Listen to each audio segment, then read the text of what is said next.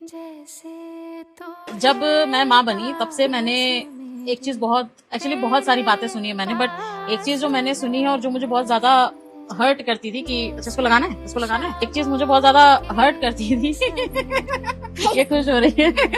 तो एक लाइन ना मुझे मतलब लोगों की बहुत ज्यादा हर्ट करती थी कि वो एक लाइन मुझे बहुत हर्ट करती थी कि आजकल की लड़कियां तो अलग रहती हैं, अपने सास ससुर के साथ भी नहीं रहती, लेकिन तब भी अपना एक बच्चा नहीं संभाल पाती, और हम तो पूरे परिवार के साथ रहते थे, तब भी हमने अपने बच्चे भी पाल लिए और परिवार भी संभाल लिया। तो वो बात मुझे बहुत पिंच करती है। और उसपे भी ये सब तो ठीक है, अभी हाल ही में एक आंटी है मतलब, तो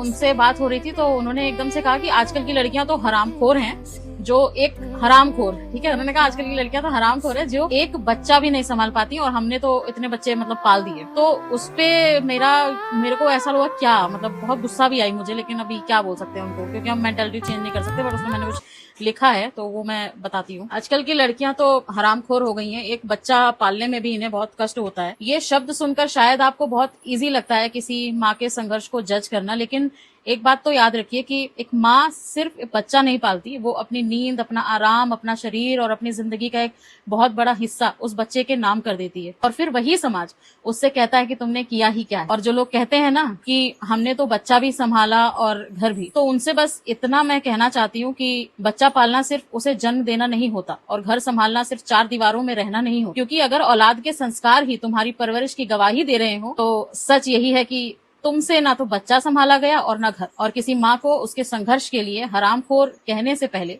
बस इतना याद रखना चाहिए कि माँ को जज करना सबसे आसान है, माँ बनकर जीना उतना ही मुश्किल। और जो एक बात है ना कि औरत ही औरत की दुश्मन है, ये 100% सच है, एकदम सच है ये बात, क्योंकि जितना मैंने आदमियों से नहीं वो मिला होगा मुझे अपनी जिंदगी में, उतना मुझे इन औरतों से मिला है अपनी लाइफ में। मतलब दबना, पीछे रहना बहुत